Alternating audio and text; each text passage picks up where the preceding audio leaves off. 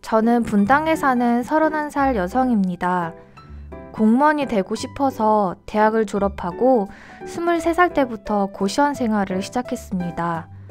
공부에 집중하기 위해 누구와도 만나지 않고 공부만 했고 작년에 7년 만에 드디어 합격했습니다. 그런데 공부하면서 혼자 있었던 시간이 너무 길어서인지 사회생활이 너무 힘들어요. 공부 기간이 길었던 만큼 살도 많이 찌고 친구들과도 멀어지다 보니 시험은 붙었지만 자존감도 너무 낮아져서 회사에서의 인간관계도 힘들고 적응이 안 돼요. 업무량이 많아 야근도 하고 주말에 출근하는 일도 많은데 업무를 마무리 짓지 못할 때도 있어서 혼나기도 합니다. 오로지 공무원 시험 하나만 보고 달려왔는데 막상 시험에 붙고 취직을 했지만 이제 와서 생각해보면 이게 내 적성에 맞는 건지도 잘 모르겠습니다. 사회생활도 처음이다 보니 어렵고 요즘 정말 행복하지 않는 나날을 보내고 있어요. 가뜩이나 소심한 성격이라 다른 사람에게 물어보는 것도 힘들고 상사에게 혼이라도 나는 날은 그래, 나는 너무 멍청해. 내가 둔해서 그래. 이런 생각들을 하게 되고 우울한 생각들을 하게 됩니다. 거울에 비친 제 살찐 모습을 보면 그나마 조금 남아있던 자신감마저 사라져버려서 그래, 내가 이러니까 사람들이 나를 무시하지 라는 생각도 듭니다. 7년 동안 고시원에 고립되어 시험만을 준비하며 드디어 세상 밖을 나온 줄 알았는데 사회에 나와서도 여전히 저는 계속해서 고립되어지고 있는 것 같아요. 이런 하루하루가 너무 힘든데 저 어떻게 해야 할까요?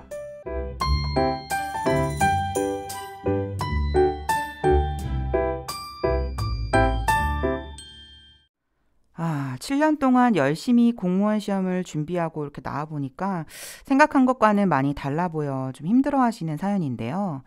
그럼 오늘도 이러한 마음을 어떻게 하면 극복할 수 있을지 강사님과 이야기를 나눠보는 시간을 가지겠습니다. 강사님?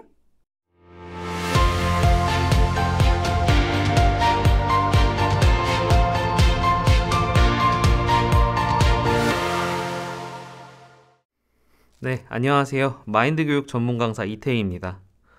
오늘의 사연은 한 여성분의 사연이네요. 공무원이 되기 위해 오랜 시간 시험 준비를 하다가 취업을 했는데도 여전히 스스로 고립되어져 가는 자신의 모습이 괴롭고 또 이걸 어떻게 극복해 나가야 할지 고민이 되신다고 하셨어요. 성경 씨는 마음에서 고립되어 있다고 느꼈던 적이 있으신가요? 저는 좀 크게는 없었던 것 같아요. 또 최근에 남편하고 자주 이야기를 좀 하면서 마음에 문제되는 게 많이 좀 없어졌거든요. 네. 성경 씨처럼 남편분과 이야기를 자주 하시면 혼자 고립될 일은 없겠네요. 그러나 요즘에는 혼밥, 혼술, 그리고 1인 가구가 점점 늘어나는 사회에서 생각보다 혼자 고립되어 사는 분들이 많아지고 있다고 합니다. 네. 우선 고립에 대한 의미를 한번 살펴볼 건데요. 고립이란 사전적인 의미로 다른 사람과 어울리어 사귀지 아니하거나 도움을 받지 못하여 외톨이가 된다는 의미를 가지고 있습니다. 이걸 다르게 표현해 본다면 자신의 생각에 갇혀 마음에 담을 쌓고 다른 사람의 이야기를 듣지 않는 상태라고 할 수 있죠. 우리가 고립이 되는 이유로 나 아닌 다른 사람들과의 소통의 부재, 그리고 내가 옳다는 생각 등이 있습니다. 이 부분에 대해 조금 더 자세하게 이야기를 해드릴게요. 첫 번째로는 소통의 부재입니다. 저는 올해로 결혼한 지 7년 차가 되는 신혼은 아니지만 신혼같이 살고 싶은 남편입니다. 벌써 7년 차가 되셨어요? 네, 결혼했는데 되게 빨리 가더라고요. 네네. 네, 일상생활에서 부부간의 소통의 부재로 많은 문제점이 생길 수 있는데요. 저 또한 결혼 초기에 연애 때와는 다르게 저희 아내와 소통의 부재로 어려웠던 경험이 있습니다. 아내와 집에서 밥을 먹을 때였는데요. 저는 밥그릇에 밥알 하나까지 다 먹는 습관이 있고 안에는 밥풀이 조금 붙어 있는데 남기는 그런 습관이 있어요. 저는 그게 잘못됐다 생각이 들어서 밥알을 남기지 말고 먹으라고 이야기를 했는데 아내는 그 모습이 보일 때마다 이제 좀 그게 짜증이 났었나 봐요. 그래서 제가 계속 잔소리를 하게 되고 그 일로 이제 아내와 크게 부부싸움을 하게 되고 또 냉전 상태까지 가게 되어서 서로 이야기를 며칠 동안 하지 않았던 적이 있어요. 사실 지금 그게 생각해보면은 정말 별것 아닌 일이고 제가 고지식하게 행동하지 않고 아내의 마음을 조금 더 헤아리려고 부드럽게 이야기를 했다던가 아내의 그런 모습까지도 제가 존중을 해줬다면은 이게 문제가 되지 않았을 텐데 하는 아쉬움이 있습니다. 결혼을 하신 분들은 이런 비슷한 경험들이 많으실 것 같은데요. 연애 때는 마냥 좋았던 것들이 결혼 이후에는 하나부터 열까지 별것 아닌 것으로 사사건건 시비거리가 되어버리잖아요. 그러다 보니 서로 날이 서게 되고 소통이 잘 되지 않으니 점점 서로의 마음에 대해 이야기를 하는 시간이 줄어들게 되고 어차피 이야기해도 이해하지 못할 거야 라는 생각에 소통을 하지 않게 되죠. 그런데 사실 부부 사이에 소통만 잘 된다면 서로 상처 줄 일도 줄고 문제들을 피할 수도 있습니다. 소통을 어렵게 생각할 필요는 없거든요. 일단 상대의 이야기를 들어주는 것만으로도 절반은 성공했다고 할 수 있습니다. 그렇게 들어주고 또 내 마음을 솔직하게 표현하고 그런 과정이 반복되다 보면 서로의 마음을 알게 되고 관계가 좋아질 수 있는 것입니다. 두 번째는 고립은 자신이 옳다는 생각이 우리를 고립시킬 수 있다는 이야기입니다. 혹시 성경 씨는 리어왕이라고 들어보셨나요? 리어왕이요? 저는 좀 처음 듣는 것 같습니다. 네. 리어왕이 좀 생소할 수도 있는데요. 리어왕은 셰익스피어의 희극 중에 나오는 한 인물입니다. 네. 리어왕에게는 세 딸이 있었습니다. 나이가 들어 왕권을 이양하고 유산을 물려주어야 할 때 세 딸을 불러 자신을 얼마만큼 사랑하냐고 물었습니다. 첫째와 둘째 딸은 자신들이 언어로 표현할 수 있는 말을 이용해서 왕의 마음을 사고 그리고 자신들의 몫을 챙겼죠. 하지만 왕의 총애를 받고 있었던 막내딸은 자식이 아버지를 사랑하는 만큼 꼭 그만큼만 사랑한다는 퉁명스러운 대답을 했어요. 그 일로 막내딸은 리어 왕의 분노를 사게 되고 유산을 하나도 물려받지 못하게 됩니다. 그런데 오히려 유산을 물려받은 첫째 딸과 둘째 딸은 아버지인 리어 왕을 점점 홀대하고 대놓고 비판하기에 이릅니다. 믿었던 두 딸에게 수모를 당하자 리어 왕은 자신의 어리석은 결정을 후회하다가 결국에는 미쳐버리게 됩니다. 그때 아버지의 소식을 들은 막내딸은 군대를 이끌고 아버지에게 왔고 미쳐버린 리어 왕의 모습을 보고 슬퍼하죠. 군대를 이끌고 왔던 막내딸은 전쟁에서 지게 되어 죽게 되고 그 모습을 보고 있던 리어 왕은 막내딸의 죽음에 통곡하다가 그 슬픔에 묻혀 죽게 되었습니다. 안타깝네요. 네. 그런데 이런 비극을 만난 리어 왕이 비극을 만날 수밖에 없는 마음의 세계를 가지고 있었다는 걸 아시나요? 리어 왕은 자신이 보는 것만 알고 아는 것만 믿고 믿는 것만 행하면서 자신의 생각만을 옳다고 생각했던 왕이었어요. 그로 인해 진짜를 보지 못하게 된 것이죠. 자신이 옳다는 마음 이면에는 나를 믿는 마음, 자신을 다른 사람보다 낮게 여기는 마음이 있습니다. 이러한 마음은 밖에서 들려오는 이야기를 들을 수 없게 하고 다른 사람과의 소통을 방해하고 소통의 부재로 인해 결국 자신만의 세계에 고립될 수 있는 거죠. 그럼 고립에서 벗어나려면 어떻게 해야 할까요? 첫 번째로 고립에 대한 악영향에 대한 인식이 필요합니다. 악영향은 안 좋은 영향이라는 뜻입니다. 고립을 극복하는 첫 걸음은 고립이란 것이 몸과 마음에 얼마나 나쁜 영향을 미치는지 인식을 하는 것입니다. 연구에 따르면 사회적 고립은 하루에 담배를 15개비를 피는 것과 마찬가지의 수준으로 몸에 해롭다고 합니다. 정말요? 네, 몸에 많이 안 좋습니다. 네. 담배를 피게 되면 수명이 줄어든다고들 하잖아요. 네네. 이처럼 고립은 건강에 해로운 작용을 하게 됩니다. 만일 이러한 고립이 더욱 심해진다면 치매는 물론 심장병, 뇌졸중 등 성인병에 걸릴 위험도 높아진다고 합니다. 그리고 사면초가라는 사자성어를 많이 들어보셨을 것 같아요. 혹시 들어본 적 있으실까요? 네네. 사면초가라는 말 들어봤습니다. 네.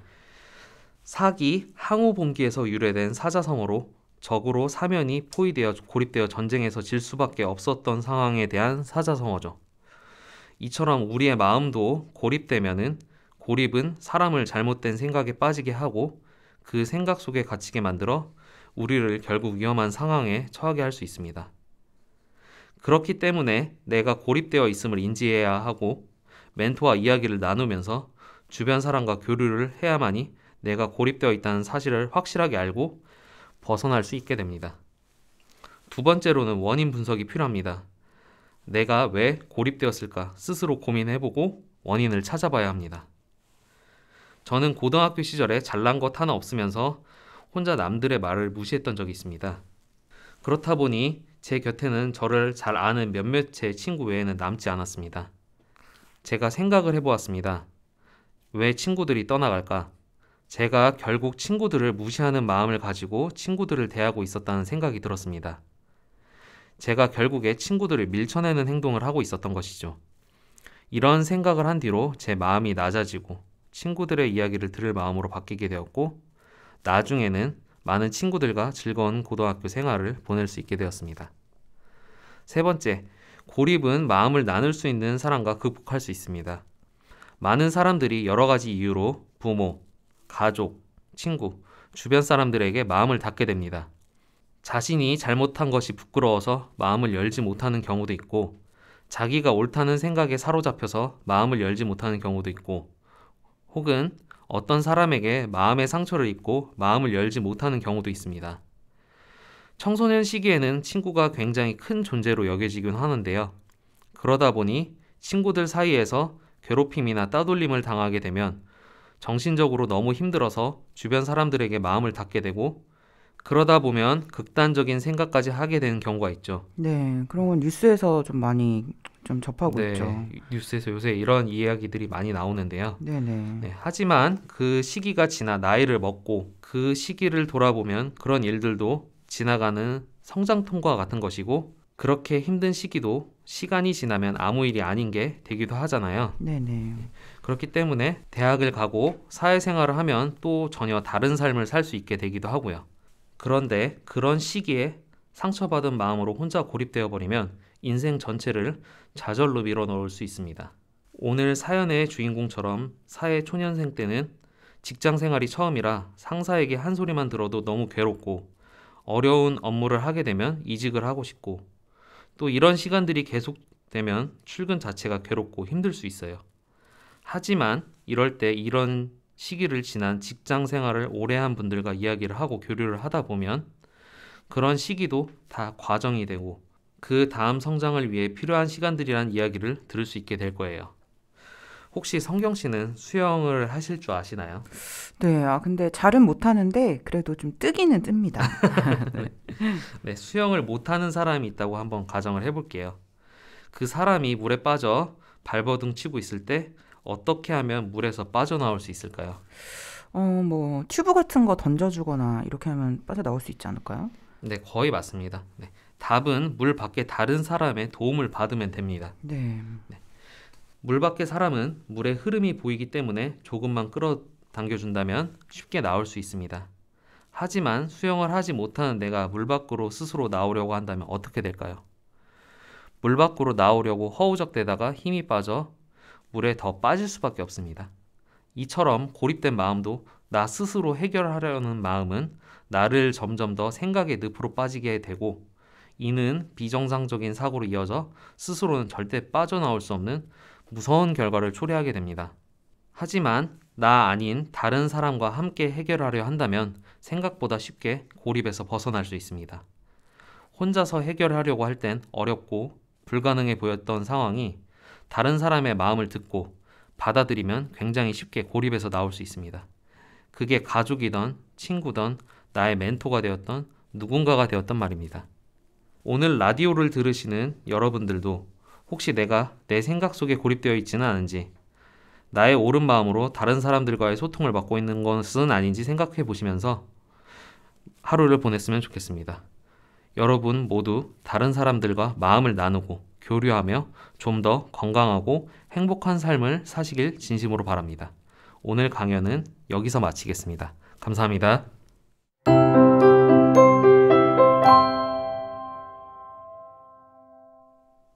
네, 오늘은 고립에서 벗어나는 방법이라는 주제로 이야기를 나누었습니다.